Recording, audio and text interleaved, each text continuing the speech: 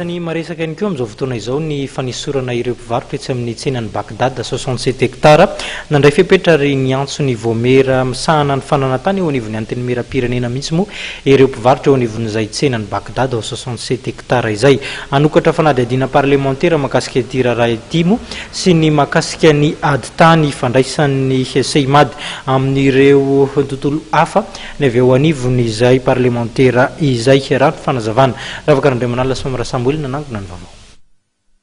Tany amin'ny taona 14 no namidin'ny Seimad tamin'ny orinasa Jovena ny tany misy ny tsenany Bagdad 67 hektara amin'izao io raha ny fakana fanazavana mahakasika ny tany nataony teo anivon'ny Voamera misahana ny fananantany eo anivon'ny anteny mera-pirenena teny amin'ny foibe ny fananantany. Namaly ny antso nataon'ny mpivarotra izay nametraka fitaraina teo anivon'ity Voamera ity sy taoriana ny antso nataon'ny solombavam-bahoaka Michel Ratsivalaka izay mifito tao amin'ny boriboritany voalohany ity Voamera ity izay tarihin'ny solombavam-bahoaka Naivo Raholdina. Tonga ndraiky tany Sematy efa tamin'ny taona roa arivo no efa nisy tsena dia navoazana dia meny commune ary indray dia asehoko anareo fa mbola namidy Sematy tamin'ny Jovena io ny acte de vente ary amin'izay le izy lazain'ny commune ankehitriny moa fa mbola ifampiresaka izay tsara fantatrareo mpanao gazety lazain'ny commune hoe tan'olona io nindramina tsy adala mitatana teo aloha miaigna io fa tany Sematy ary Sematy zany dia anaty ministera amin'ny fanajariana ny tany raha misy zavatra ataony dia mitombotsombahoaka.